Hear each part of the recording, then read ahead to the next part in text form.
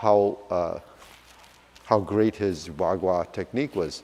So he says, well, you know, see if you can avoid me, or see if you can hit me. So then the guy tried to hit him and chased him around, and then he said, I got away from him. So the guy jumped up on the roof, the guy that he was, this is just a story, he jumped up on the roof, and he said, he couldn't, you know, follow me. So then the guy tapped him on the shoulder, who was behind him.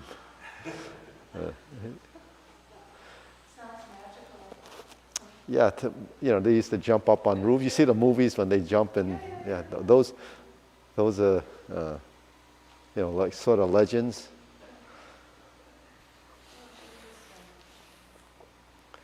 So we haven't reached that stage yet, so don't worry. Maybe you could teach it. You could teach us how to do it. So I got the mirror like that, so you can see yourself in the. Oh, yeah. More mirrors. So yesterday when I streamed, I had the mirror here. So when I did the movements, you could see the 3 side mirrors, and then you had the angular position. Wow. So for learning, I tried that, and I think that kind of was pretty interesting. So now you can see, you know, when you turn the corner, you can see yourself twice. 3, and if you're a little further back, you can see yourself 3 times. You get that view, that view, that view. So, all right, ready for this exercise? Turning. 1, 2, 3. 1, 2, 3. 1, 2, 3. 1, 2, 3. 1, 2, 3. 1, 2, and stop. To the side. 1, 2, 3. 1, 2, 3. 1, 2, 3. 1, 2, 3. 1, 2, 3. 1, 2, 3. 1, 2, 3. 1, 2, 3. 1, 2, 3. 1, 2, 3. 1, 2, 3. 1, 2, and stop. Okay, center, hands up, reach down. 1, 2, 3. To your right, 2, 3. To your left, 2, 3. Center, inhale, exhale. Hands up, reach down. 1, 2, 3. To your right, to your left, center, inhale, exhale. Okay, again, hands up, reach down. 1, 2, 3. To your right, 2, 3. To your left, 2, 3. Center, inhale, exhale. Okay, hands on your waist, circular movements. 1, 2, 3, 4, 5, 6, 7, 8, 9, 10. 1, 2. Reverse. 1, 2, 3, 4, 5, 6, 7, 8, 9, 10. 1, 2. Center cross. Knees. 1, 2, 3, 4, 5, 6, 7, 8, 9, 10. 1, 2. Reverse.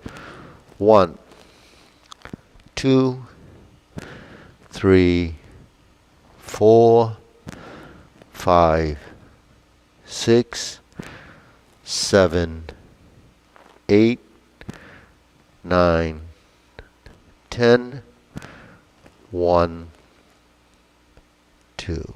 Center, hands on your waist, neck turning, 1, 2, 3, 4, 5, 6, 7, 8, 9, 10. 1, 2. Back and forth. 1, 2, 3, 4, 5, 6, 7, 8, 9, 10. 1, 2. Tilt to the side. 1, 2, 3, 4, 5, 6, 7, 8, 9, 10. 1, 2. Center. Rotating. 1, 2, 3. Reverse. 1, 2, 3. Center. Hands up. Inhale. Exhale. Inhale. Exhale. Inhale. Exhale. Okay, spread your feet. Turn your shoulders. 1, 2, 3, 4, 5, 6, 7, 8, 9, 10. 1, 2, 3, 4, 5, 6, 7, 8, 9, 10. 1, 2, 3, 4, 5, 6, 7, 8, 9, 10. 1, 2, 3, and stop. Okay, turn, stretch it out.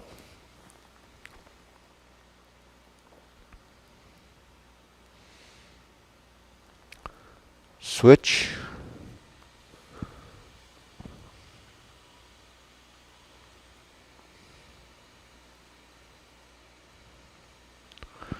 Switch.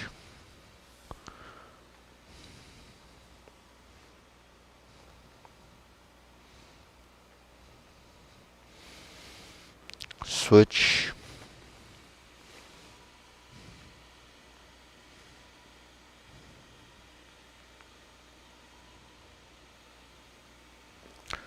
Switch. Straighten the front knee.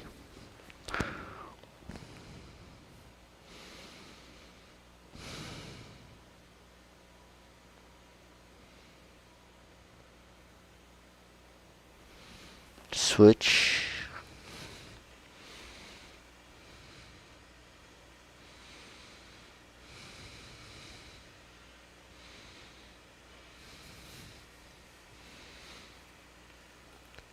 Switch.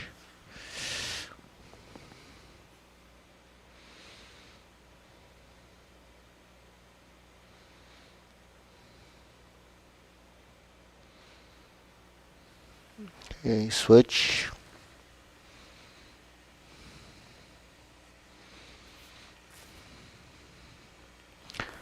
Center.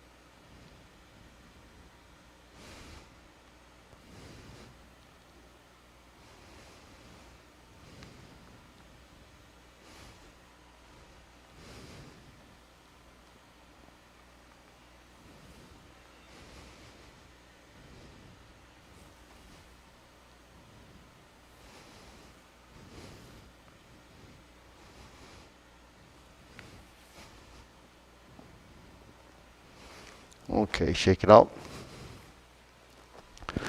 So that side to side is still kind of building a relationship between the two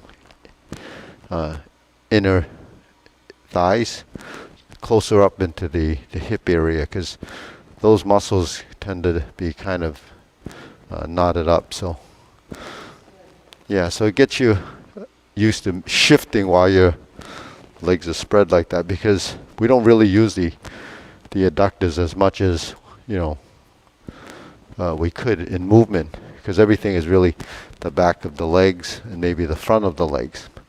So that's why most of the inner thighs are kind of tight. So anyways, all right, deep breathing. Inhale, exhale. Inhale, exhale.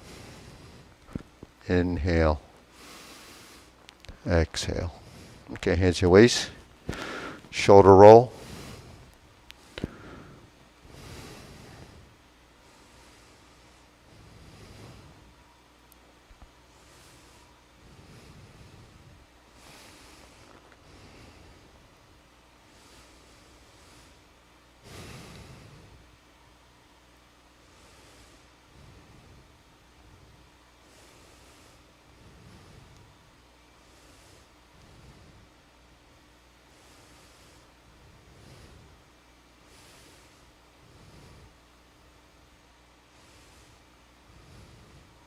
And center, reverse.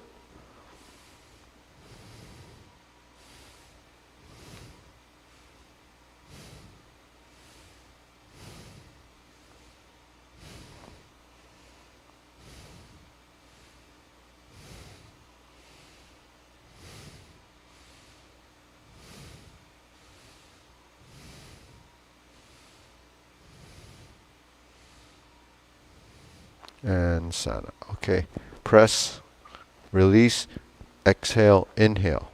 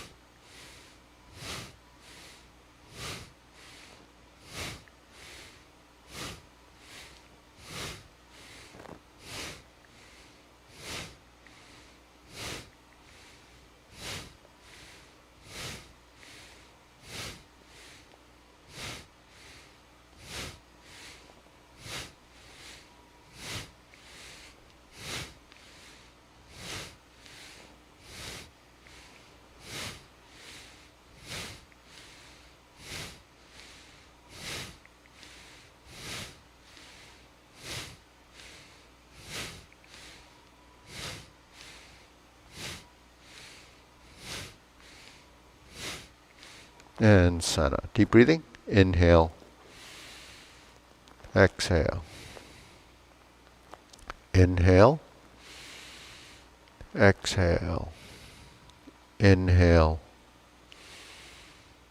exhale. Okay, wrists.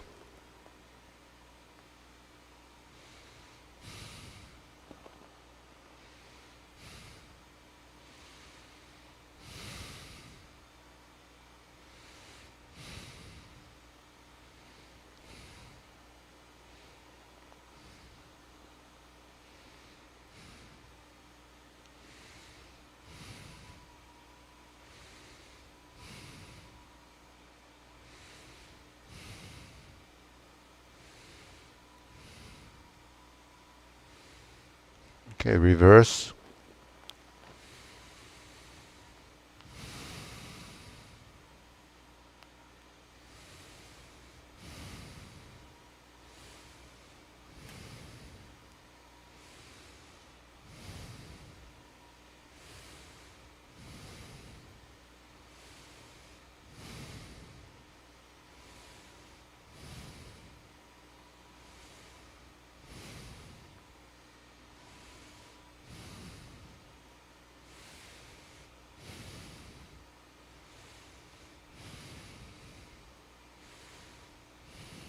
And center. Okay, palms down. Bigger circle. 1, 2, 3. 1, 2, 3. 1, 2, 3. 1, 2, 3. 1, 2, 3. 1, 2, 3. 1, 2, 3. 1, 2, 3. Again, one more set. 1, 2, and stop. Okay, shake it out. I'm gonna do the side to side and the knee lift. Okay, so we shift.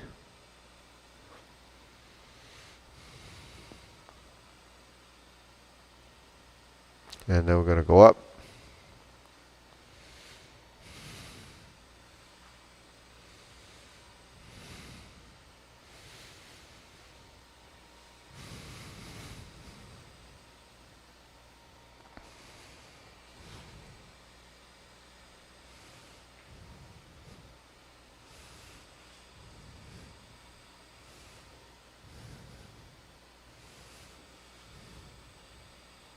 And center. Okay, now we're going to do a leg swing.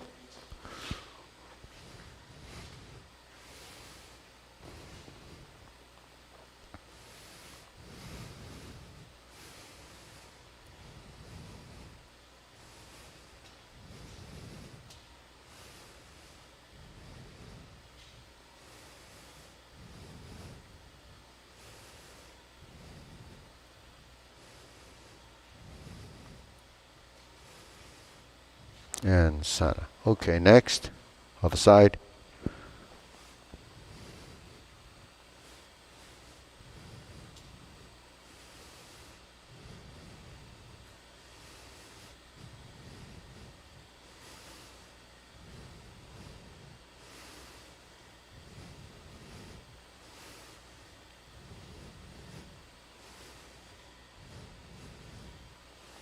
And center. Okay, next, side to side.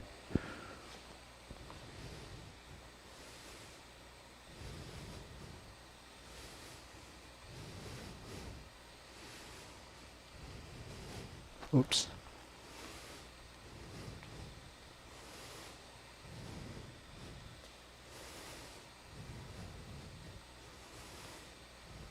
And center. Okay, switch.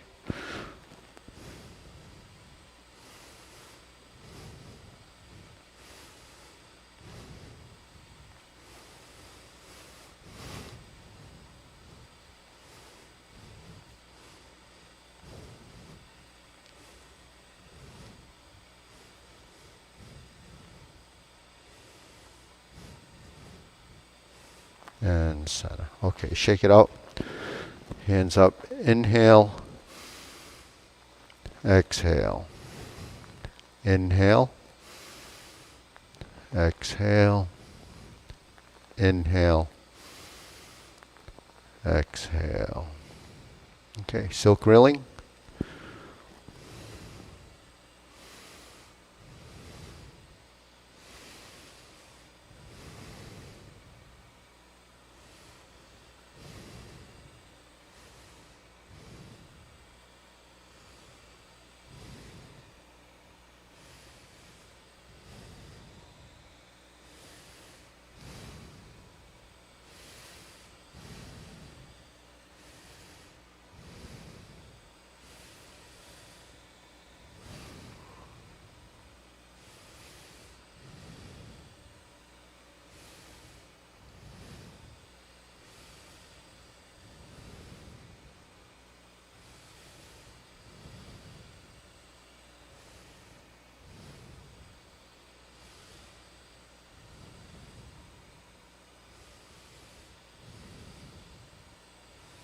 And center. Okay, other side.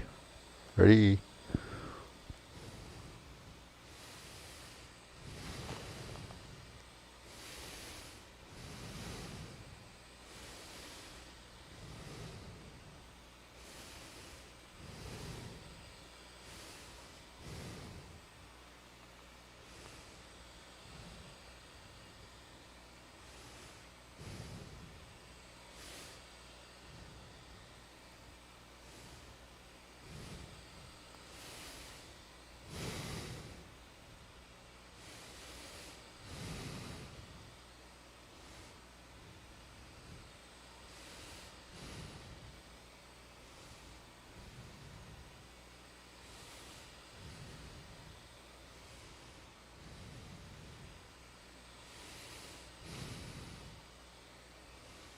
and Sana.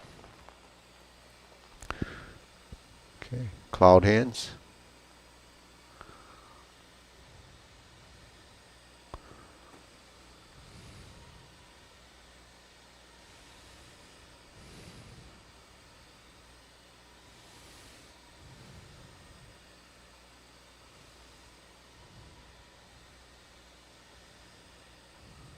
And Sana.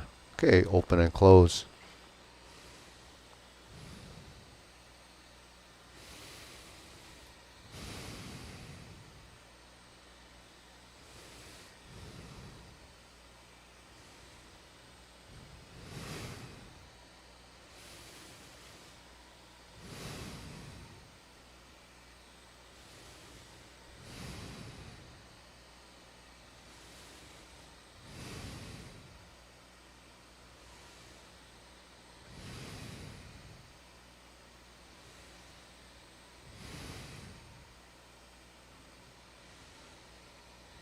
Switch.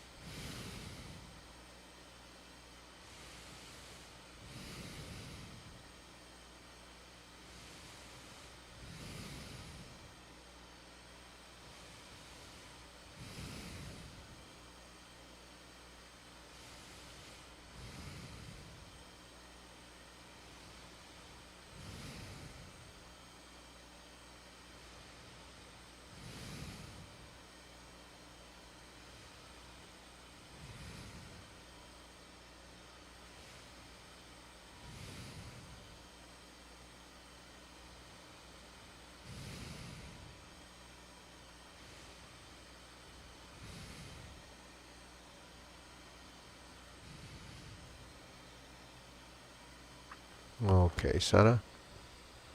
Circular movements.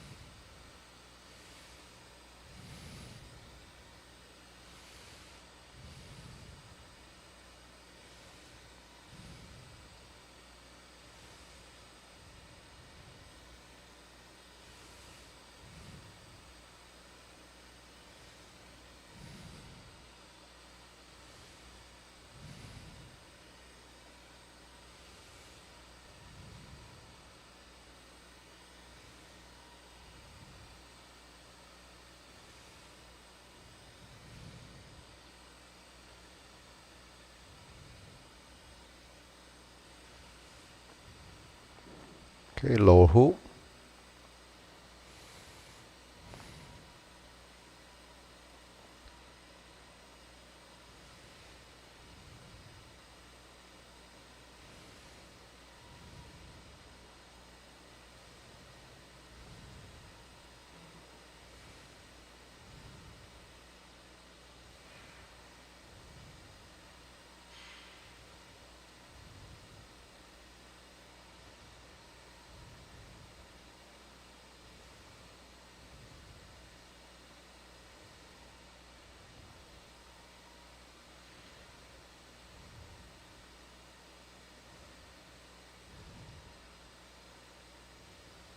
Shoulder height.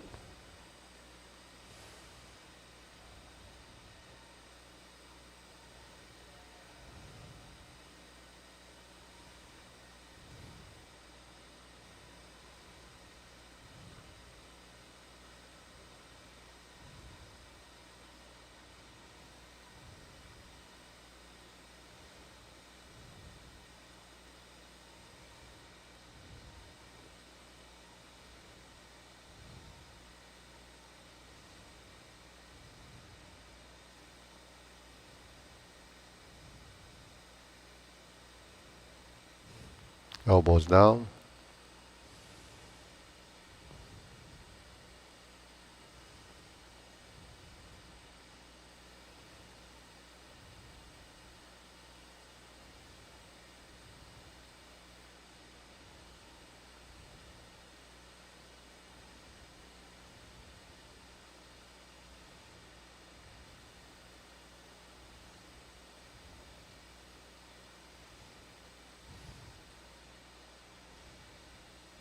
Okay, lower palms down, lift up, straighten the back.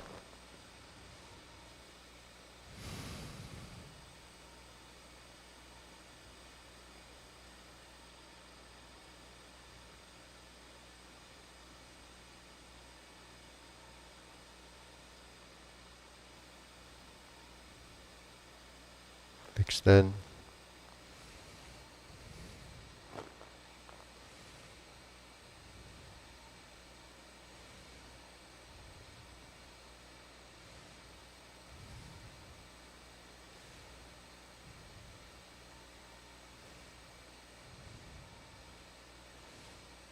Okay, deep breathing. Inhale. Exhale. Inhale. Exhale. Inhale. Exhale. Okay, diagonal flying.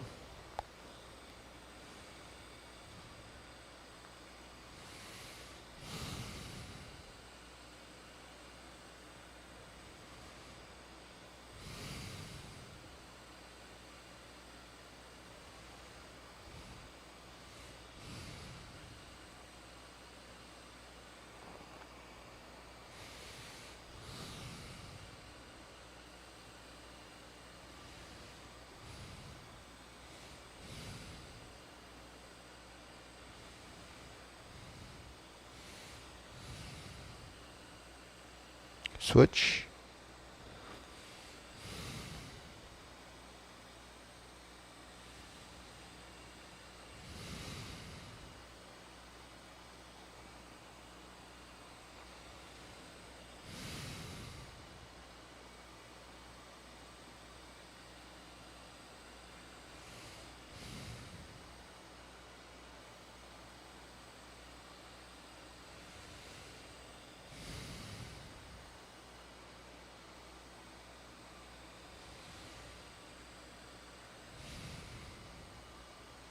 Okay, palms down. Okay, carry tiger to the mountain.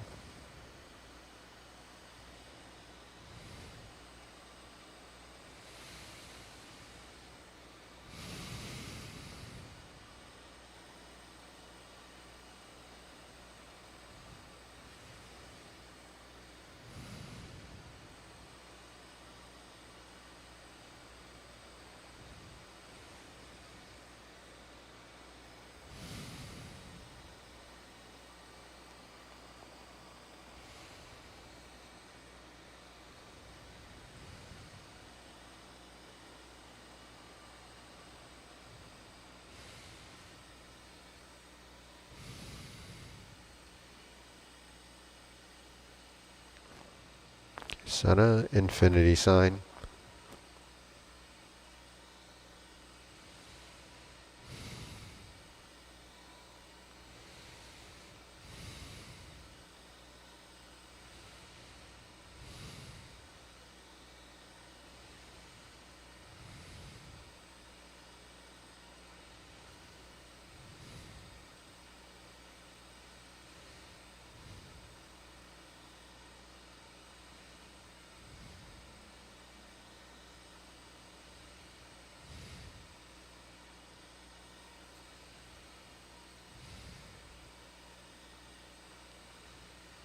And form the fists.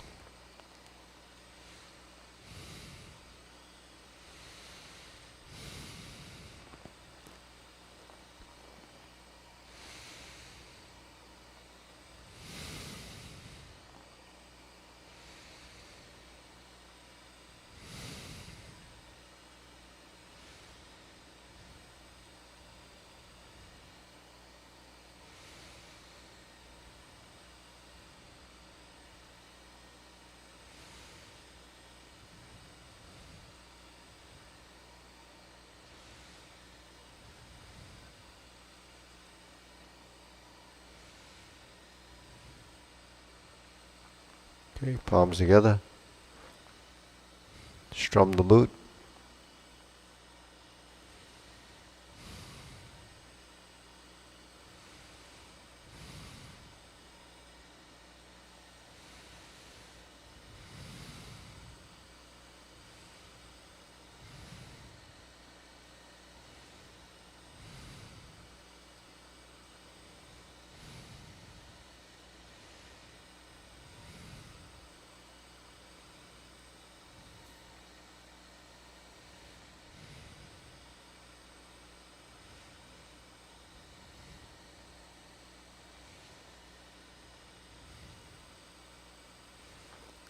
Okay, Sana, thumbs up.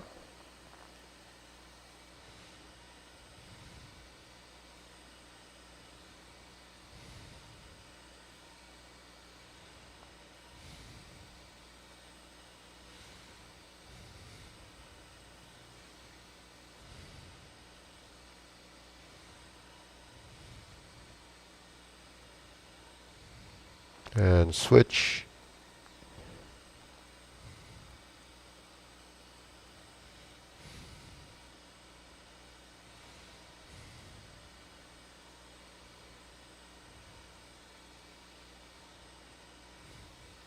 And Sana. Turn, draw the bow.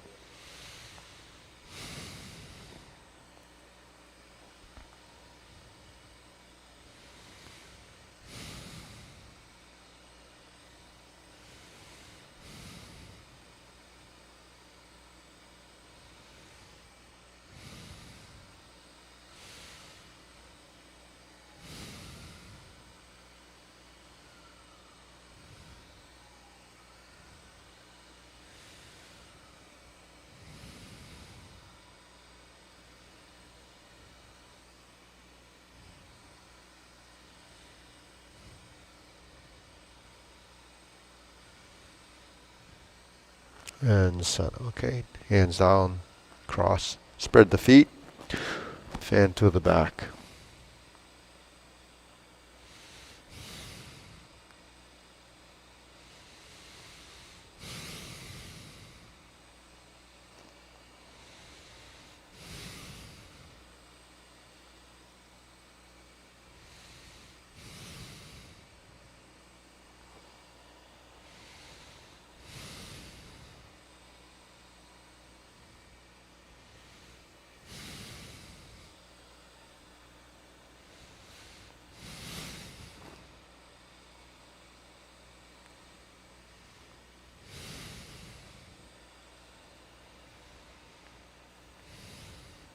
Okay, raise the hand.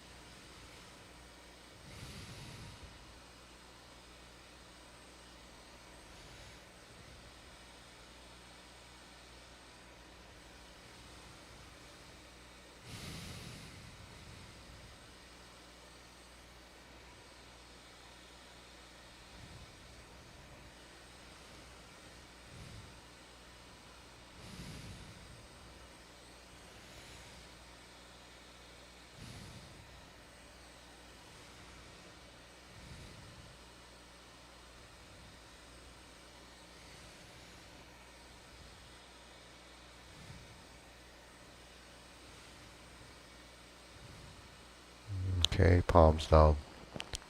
Deep breathing. Inhale. Exhale.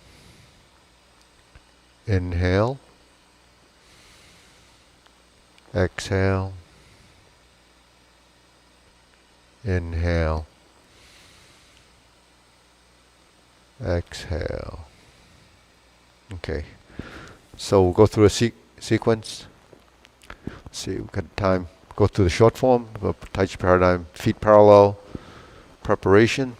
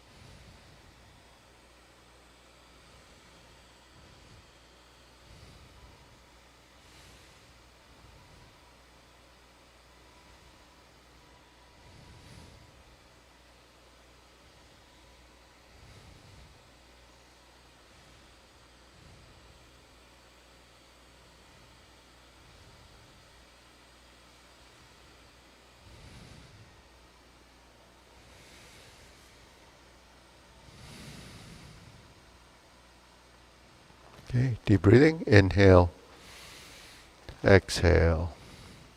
Inhale, exhale, inhale, exhale. Okay, so is there anything you wanted to work on, in the short form? I think we had I can hear that little hissing there.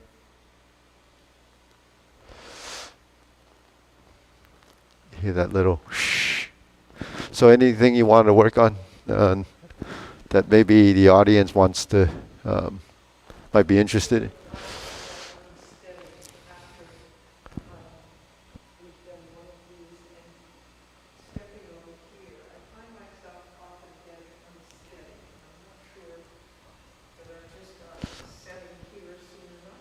Yeah, so do that again. So do that again. So you did your first, the right side part, the horse's mane, and then you sit back. Yeah. So really, what was? Yeah, because actually you usually have one side better than the other, mainly because one side might be something that you do more of, as like stepping through, or maybe that leg's a little adjusts a little bit better. But so when you're in this position and you turn and you sit back, so the important thing is when you shift your weight, that you get your knee over that toe when you pass through. So you build that stability. Now you turn the body a little bit, because when we're toeing out like this, and our hips are kind of flared out like this, so that's 45. This is kind of 45. So you have to turn into that direction to pass through its center, and then that will. So you might be doing that on your left because you're used to moving the right foot. So it's sort of like if we're always doing this, right, on this side, and then when we do this on this side, it doesn't work as well, because believe it or not, your waist is used to turning in this direction, but it's not accustomed to turning. That's because it's not actually doing it enough to get programmed.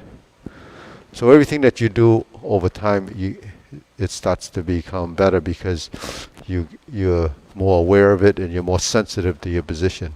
So when we're stepping through, because this is one of those, we don't really have anything to connect with, so we have to step up and hold the ball before we do the diagonal flying or part the horse's mane.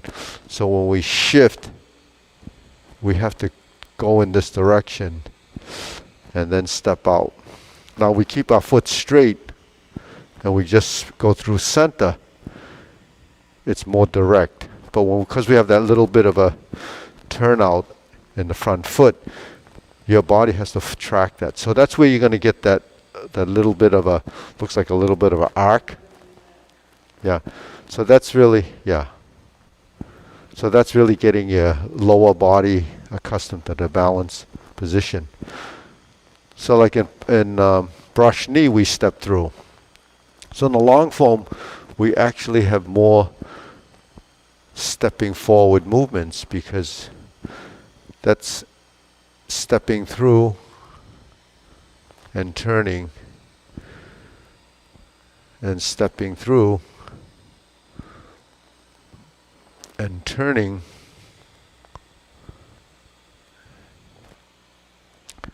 That's advancing forward.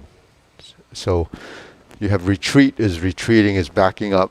Advancing is moving forward. And when we move forward, what ends up happening is you're really, like grasp the sparrow's tail, you're moving forward.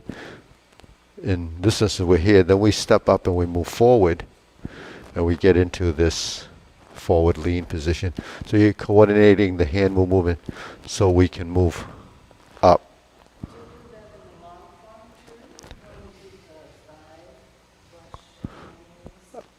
You mean the shifting of weight? When we do 5 part the horse's manes. So when we do 5 part the horse's mane, first is the diagonal flying, right? Then we sit back and we sit here. We turn, and then we cycle through it, so we actually have to sit back and turn to create the 2. Now when we're here, we're doing the same thing we have to find that position before we get to this position. And then it happens on this side because we're going back to that side, and then we end up like that. But if you're blending your hands, because we're here, as we shift and we connect the hand,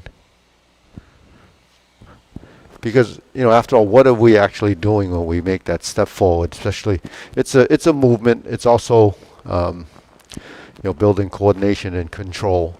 But ultimately, if you are using that motion, what you're doing is changing sides and intercepting to pull down. You see what I mean? So if you visualize this, if my hand is in a position like this, and something comes in, like I say, another arm comes into my space, I have to move around that point and then connect to that. So you can you see the line? So what you're doing is you're moving toward your opponent to create this movement. Now because I'm here, if I turn and I move like this, you track that center line, because that's where the arm is, or the opponent's limb is, when you're moving forward. So when you move in, you're doing that, because this is here, or I move like this, right?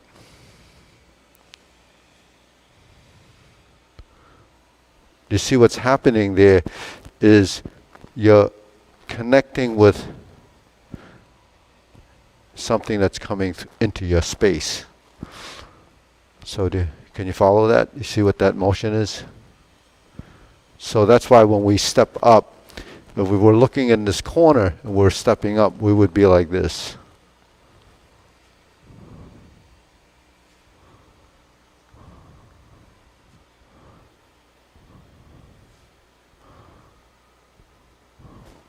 So when in the drills, we would stand here and strum the lute, right? But then there's not a lot of leg work. Now if I turn my body, we have this, right? So if you sort of look at that image, okay, we'll do it in the front here. When you look at this image, there's your center line. Here's my lower hand. If I turn my body, it's sort of in front of that shoulder, right? And then when I bring it past center and I turn it to here, it's sort of in front of that shoulder. So there's a space between here and here, here and here. How do you create the motion that gets you from the center line to here and to here? There's two ways, right? You can turn, or you can move your arm further, right? So one's the arm, sort of isolated, reaching.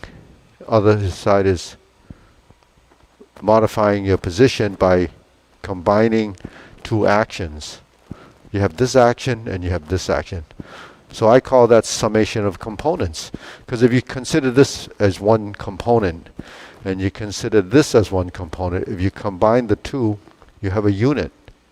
A unit creates a movement. So a lot of times manipulation of skeletal structure is creating a motion or filling a space.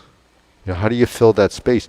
You fill that space either by reaching, moving in a direction, or you move your body.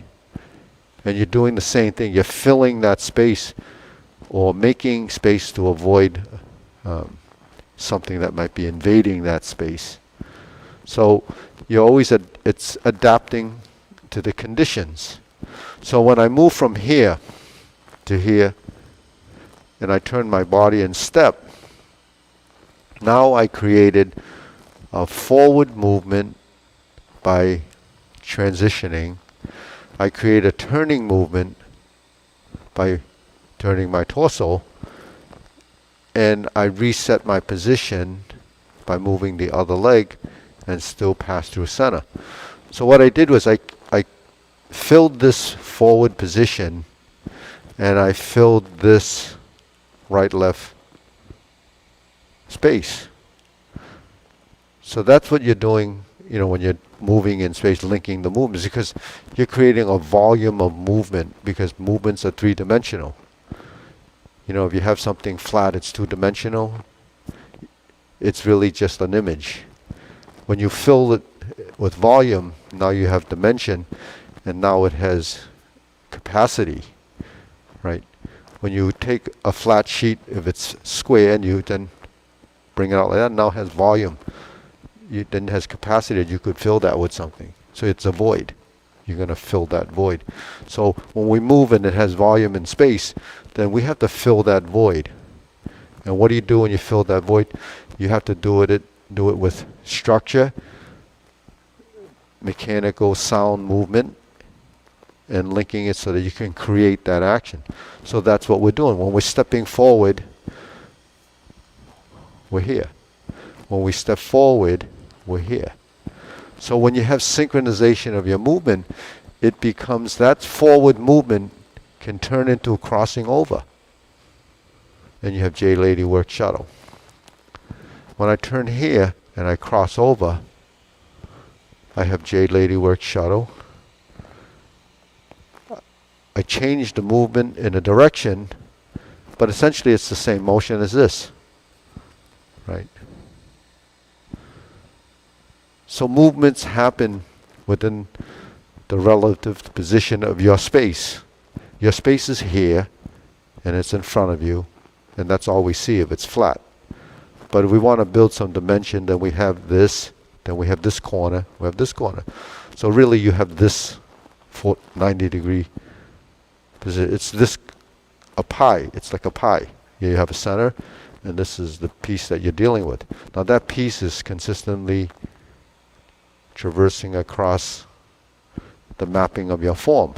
So we're doing Jade Lady Work Shuttle. All we're doing from Path to Horse's Mane is changing that pie from here to here. So if I'm here and I change to here, I have a new center line, I have a new corner position, and I have a new target point. Then I move from here to here. Now I pass through to here. Now I have a new quadrant. I'm working with 1, 2, 3. 1, 2, 3, 4. Here, and then you go to the next position. So that's how we define the space. So that's really what we're doing when we do a mapped out form, because we're tracking, that routine as if it was road work, right? A mapping is really, how you divide up the pieces on the roads, the streets. You take a 90-degree turn or you take an angular turn, depends on. So when we're here, instead of having all these weird angles that becomes too much to figure out, we work with 0, 90, and 45 degrees, right? And what?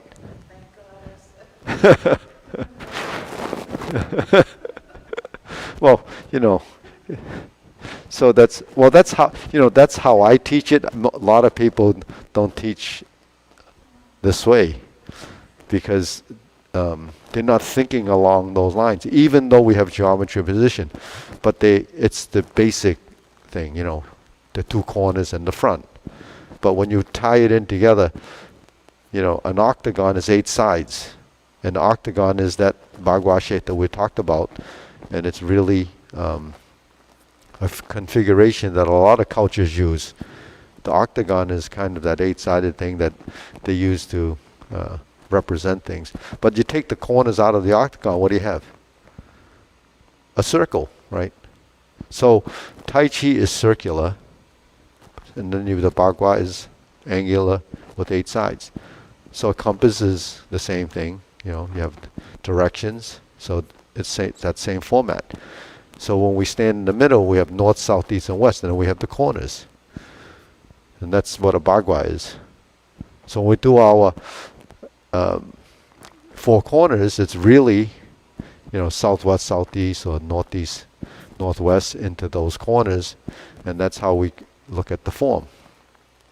So we start off, and back in the old days, they actually culturally, they would use so zodiac, and they use astrology to kind of name some of our postures. 7 stars, and some of these like beat the tiger. These are postures, but they also use some of these, even the sword forms. They have like the Big Dipper or something like that. They're using astrology to kind of label the name of the form or the posture.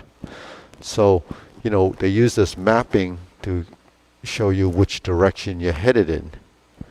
So, and then they used to say that, when you practice the form, you have to face, south, and then you turn to the east or the west. Because if you turn right or left, it's pretty confusing, because where's right or left? The three Stooges, I don't know if you saw that one, but well, Mo would be on one side and Larry would be on the other side. He says, okay, to your right, and they're facing each other. So they would hold a board and turn like this, and then they would. So it's really relative, and you lose your bearings if we just use left and right as a reference. But you can use left and right if you only have one front, right? If you only have one front, it's a relative position. But if you turn around and that's not your front, that's your back, and you say right or left, then it's backwards. Then there's a different image. So those are, that's what's confusing when we do streaming, because you're not always following from behind, which you have in the normal front, because that changes.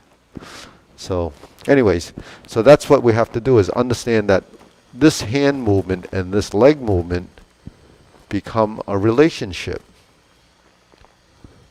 So that's when your hands and feet move together, right? So when we're shifting from neutral to part the horse's mane, we pass through center and then do that. So you would see what I just did was, after I did part the horse's mane, I sat back, and then I went like this. I went like this because I set up the next motion to get into here. So there's where the imbalance comes from, Nan. Sometimes when you step up and your arms are not moving, the relationship between the upper lower is in conflict, sort of. So if we just did this and just move the legs without moving the body, there's a disconnect. So what actually has to happen when you do part the horse mane is you have to sit back, and you have to turn one way and then turn the other way, and then your hands and legs create a balance, you see. So the discrepancy comes from that. So not only do you have to shift your weight over that foot to find your center, your hands have to compensate for the change in center of mass. So the change in center of mass becomes an imbalance, and your body feels like it's not, it doesn't feel comfortable. Yeah.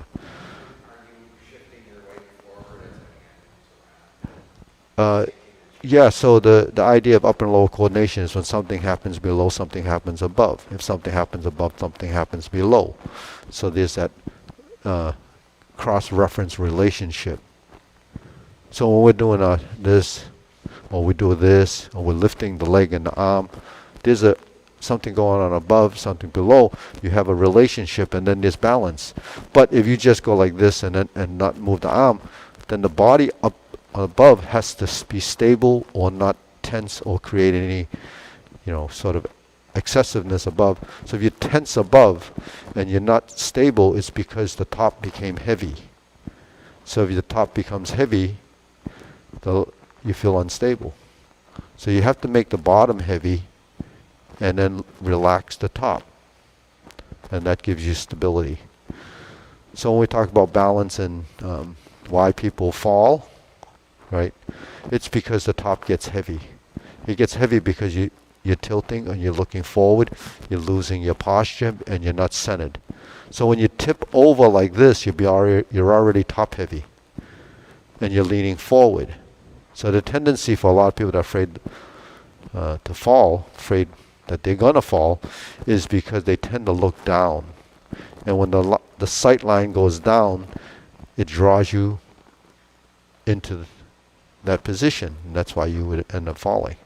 But people with confidence and not really worried about that, and it's not really in their sort of in their stress stage where they're worried about it, then, and when you're worried about it, you're probably kind of tense because you're Do you have a defensive mechanism? But if you don't worry about it, you're pretty casual, you're pretty relaxed, you just go through the motions and your body will adapt to whatever it is. And you can respond when you're relaxed. You can't respond when you're tense, because there's one more moment that you have to relax before you can respond. That doesn't happen because you become tense and tenser. And then it becomes, sort of catastrophic in a sense that you're going to crash. So anyways, did we run out of time? No. It's oh. So we didn't get to do the form. Is it 10:30? Okay, so we can do the long form now. So we'll just go through it because we don't get to go through it all the time. We talk too much. Oh, well, at least I talk too much. Okay, ready? Preparation. So here's that movement, really, right? So everything that we just discussed is in the form, so try to be aware of when it happens.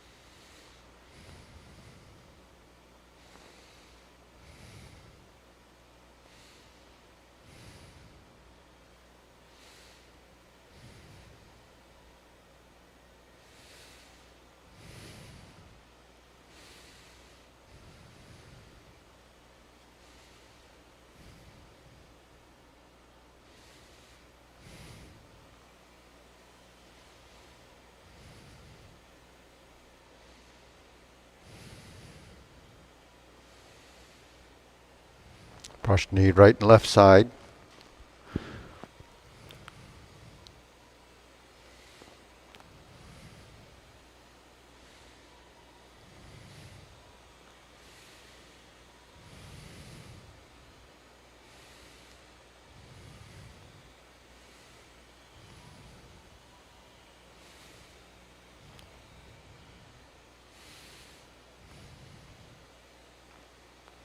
So beat the tiger, same as the first kick, hand movements anyways.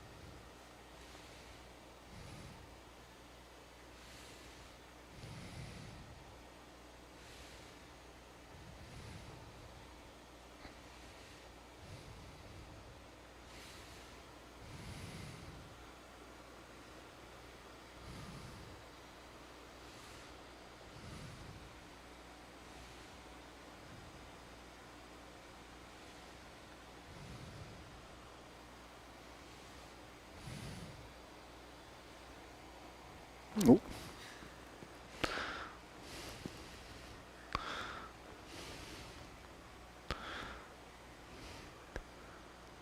Did we lose track?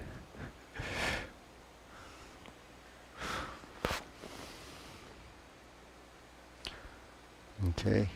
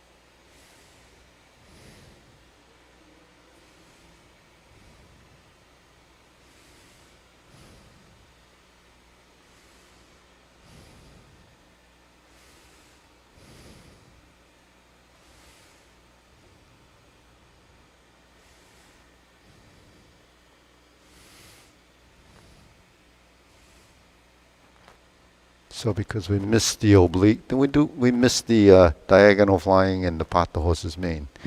We ended up in the cloud hands. So that's where it was. So we might as well do the best for last, the pot the horse's mane.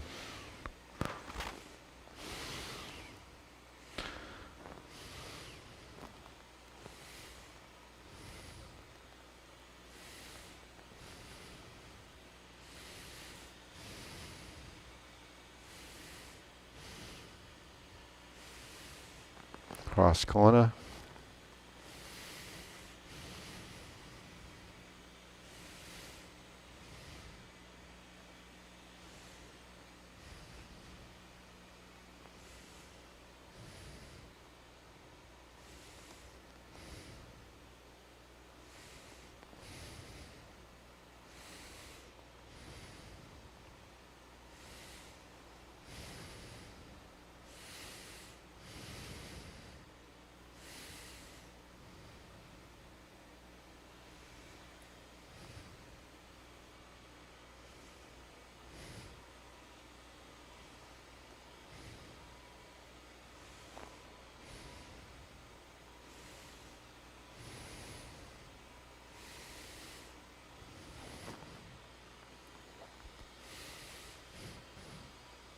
Now we hold the ball and reverse the ball.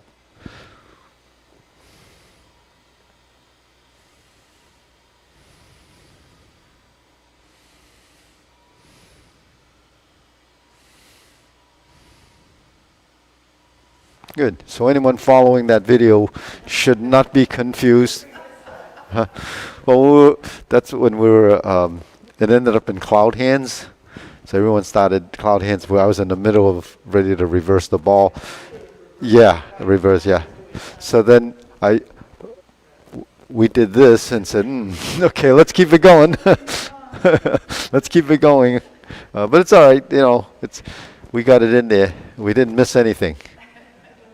So anything we want to work on? We did that lift, the knee lift.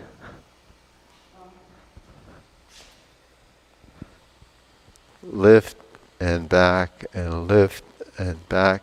Now let's lift and the third one and four. Now this time we're going to separate. Whoop. Now we're going to lift and back. Lift and back. Lift and back. So that gets us used to kind of going into that vertical position because the momentum is going to take you forward and then you have to pull back. So that's the challenge is when you go up. When you go up. So because it's a little quicker, it makes you respond a little faster. But when we go slowly into the position, then we can draw back. And then we kick. And then draw back. Okay, so that usually comes from downward posture. So when we're in this position, that usually comes up from downward posture. One goes to golden cockerel. One goes to 7-star. And you end up like this. Okay. If we did the turn, we would step back and then pivot and turn. And we end up in ride the tiger. So if we just did this cross hand without the turn and we just step forward, it would look like that. But what we do is we turn and then we face that way. But to see it in the mirror, we cross, and then after we make that turn, we're in that position. And then this comes here, and we do the palm strikes face.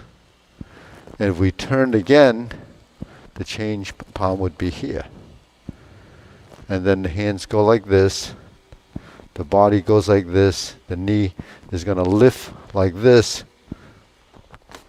And then here's your draw bow to shoe tiger actually ends up here. And then this comes down. And you end up palm strikes face. So those are those closing movements, with the mirror image. So we cross hand. We step up to ride the tiger. We have a palm strikes face. Step up to palm strikes face. That would have been a turn. We drop down and then lift up and then turn and end up like this. So this hand is cranked over like this. Yeah, right. And then this hand's going to go to lower hoop. This elbow's coming in. The palm strikes face. Okay. If we did a high pat the horse in the closing movements, it would be like that. Then we step up to grasp the sparrow's tail.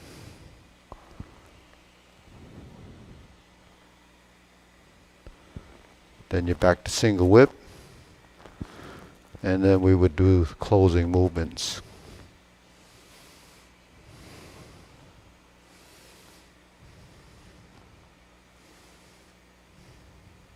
Seat the wrist. This goes here. That goes there. That goes there.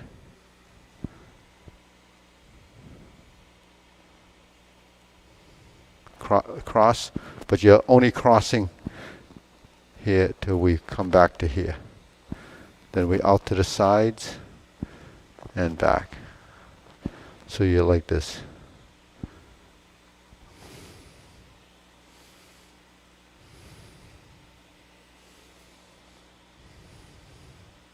So you're doing the same thing when you do.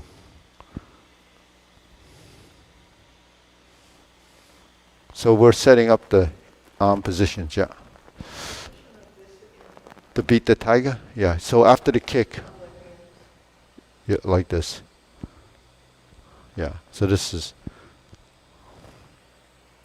like this. Just kind of crank the hands. Yeah, forehead is sort of in this, in front of your navel.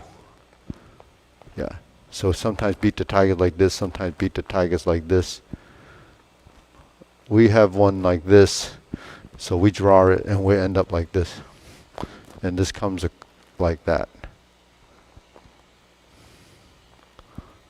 It's just to find that position. So it's sort of like a hook here, but we're coming to here. Because we kick, we come down, and then come up like this for beat the tiger. So, yeah. So this is like that, yeah. So we have that position slightly influenced by the Mudong positions, because we talk about the center line. And this, so from this position to this position to this position to this position is really a modification of your wrists.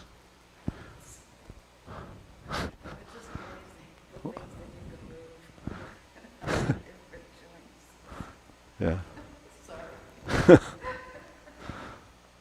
Yeah. Yeah. Everything we move is for direction and intent. You know, what's in it? What's intent? Intent is what your mind says to do and directs you to do it. So that's just how we operate, right?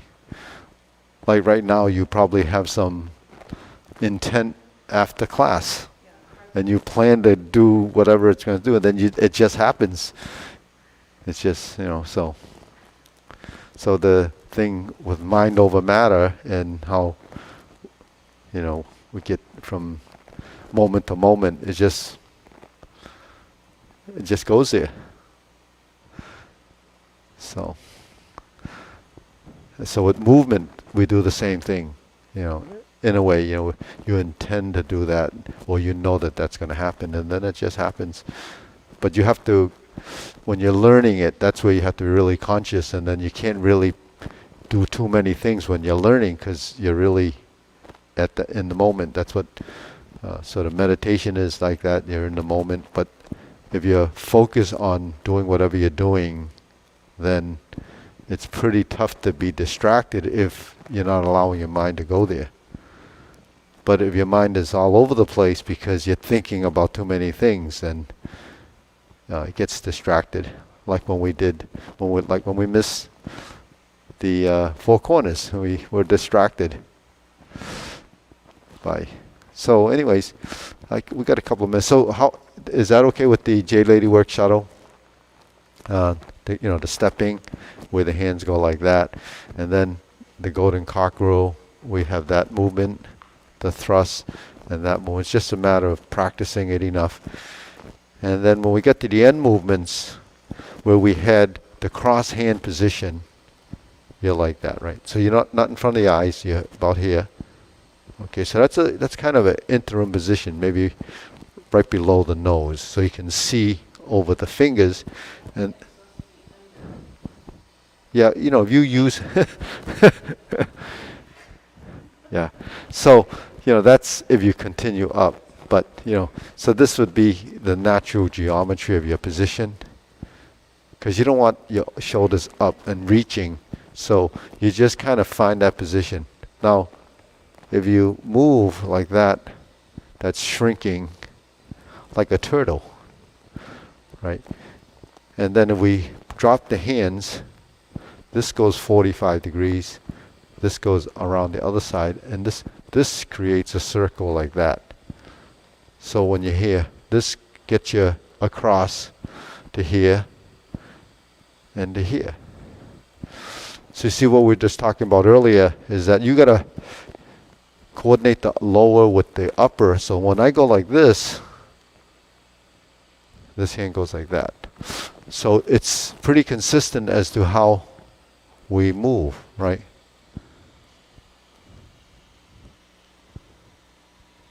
Because there's that cross-referencing of the body. Your cross-referencing of the body is sort of the twisting to give you the, we have it in, many of the things that we do, not just Tai Chi, but in Kung Fu, we have a footwork called unicorn step. And the unicorn step is a cross step like this. Now, when you cross step like this, your body actually always moves in the opposite direction. Right? So that's down here, and then we go this way. Now, this cross step like this is like this and this. You see? So the relationship of a body in movement is like that. So that's what we have to understand. Well, at least get the body to understand it. And that's what body intelligence is. When the body becomes intelligent, then it knows how to respond, and it's that balance between, that's kind of the yin and yang. You always, there's a reason why the body twists. It's because it has to compensate for actions in space. And so when you study Tai Chi, you don't realize that it has all of that in it, because most people don't get to a stage where you get to experience that unless you stay with it for a while. So when you study at senior centers or adult ed or something, it's really an introduction, and it's kind of just a passing. But people that actually gravitate toward doing this as a discipline, or then it does take more effort.